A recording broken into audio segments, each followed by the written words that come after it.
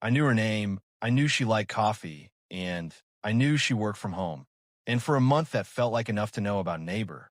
My name is Nathan, and I've been a video game developer for about 12 years, which means I work from home, keep irregular hours, and spend a significant portion of my life inside my own head.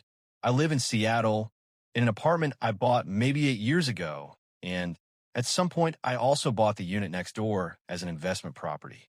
I've rented it out to maybe 6 or 7 people over the years, and the arrangement has always been the same. I'm a quiet neighbor. I expect the same in return, and we don't need to know each other's life stories to coexist peacefully.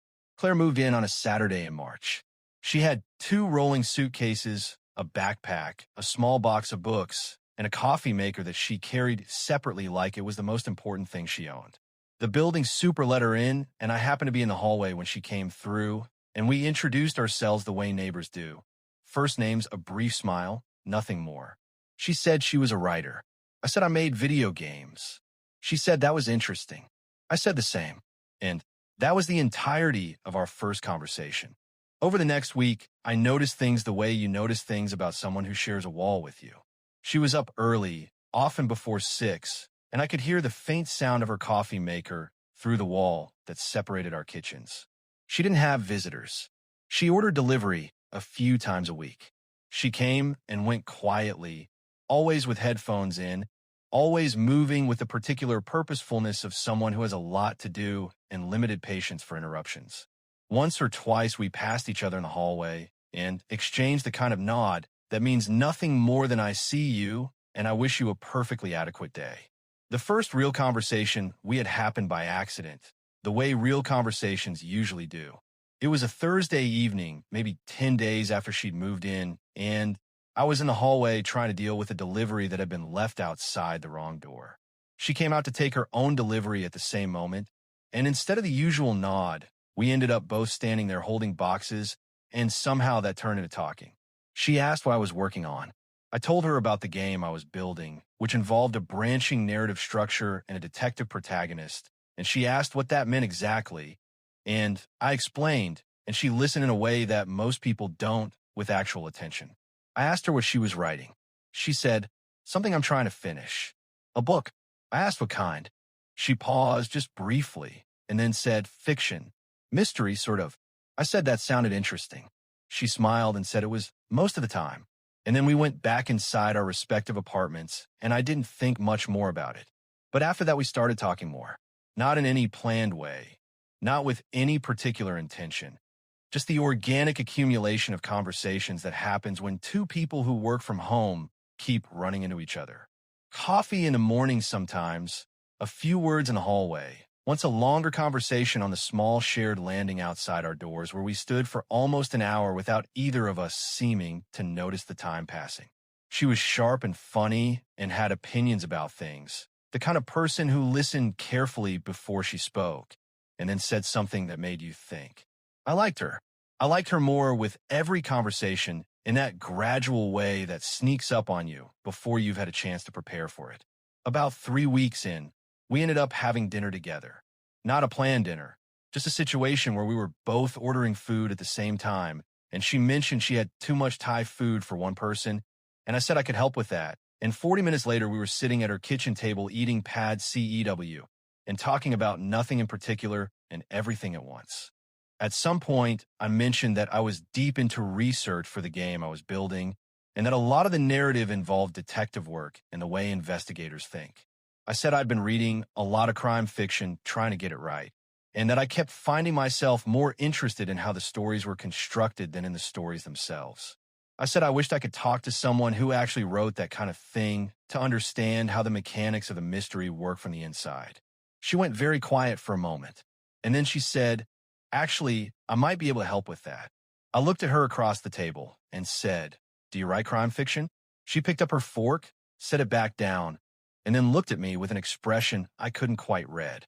Not embarrassed exactly, more like someone who had just made a decision and was figuring out how to follow through on it. She said, "I do. That's what I'm working on now, actually. The book I mentioned." I said, "The mystery, sort of." She smiled at that. She said, "Yes. The mystery, sort of. I've written 11 of them." I stared at her for a second. 11 was not a number that suggested someone who was dabbling. 11 was a career. I asked her what name she wrote under, and she told me her pen name, and I sat there for a moment just processing because I knew that name. Not vaguely, not in a this sounds familiar kind of way, but actually knew it. My sister had 3 of those books on her shelf. I had listened to one of them on a long drive the previous year and thought it was one of the better constructed narratives I'd encountered in that genre. I had recommended it to 2 people. I said, "I've read your work." She said, "I know. You mentioned the audiobook about a month ago when we were talking about long drives. That's partly why I told you just now." I thought back to that conversation and realized she was right. I had mentioned it, and she had responded with something noncommittal and changed the subject, and I had moved on without connecting anything because there was nothing to connect. She was Claire, who lived next door and wrote fiction. The author I had listened to on that drive was a name on a book cover that I had never associated with a real person standing in a hallway. I said, "Why didn't you say anything sooner?" She said, "Because I needed the quiet. That's genuinely why I rented this place. I'm on deadline, and I can't finish when people know who I am, because then it stops being about the work and starts being about everything else. I've rented under my real name before, and it always becomes a thing. So now I just don't tell anyone until I feel like I can trust them." I said, "And you feel like you can trust me?" She said, "You spent 45 minutes last week telling me about the emotional arc of a fictional detective without once asking me anything about myself. That's either very respectful or very oblivious, and either way I find it refreshing." I laughed at that, and she laughed too, and something shifted in the room in that particular way things shift when 2 people have just moved from one kind of conversation into another. We talked for another 3 hours that night.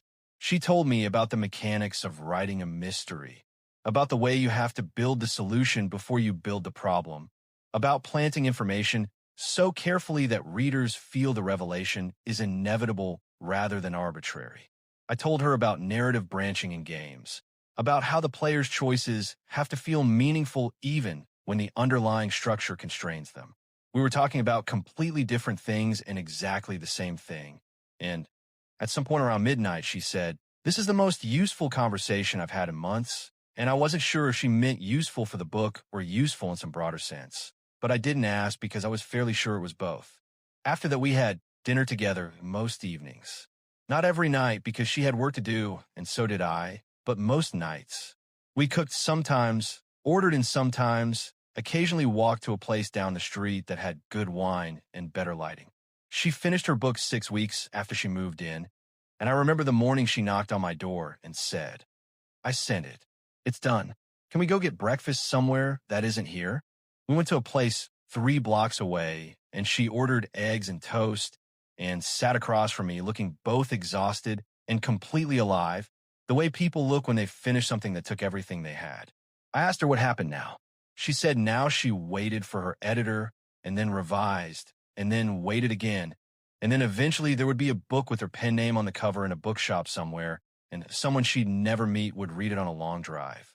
I said, "I'll listen to this one too." She looked at me across the table and said, "Nathan, I'm going to stay in Seattle." I said, "The lease is month to month. You can stay as long as you want." She said, "That's not what I mean." I looked at her. She looked back at me.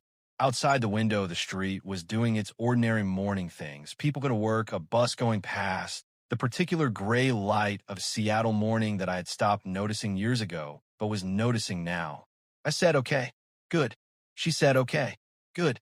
And that was that, which sounds like nothing and was everything. That was 5 years ago. Tonight I'm sitting at a corner table at the restaurant where we got engaged, waiting for her to arrive because she's always exactly 7 minutes late, and I've never once minded.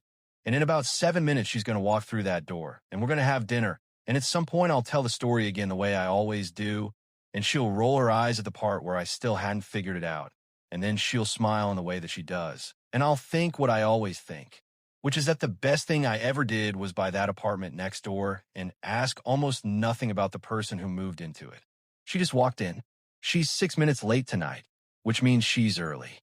I stood up when I saw her, and she crossed the room and sat down across from me and said, "Sorry, traffic." I said, "You're early." She said, "Don't get used to it." I smiled and picked up the menu and said, "Happy anniversary." She said, "Happy anniversary, Nathan." And we had dinner.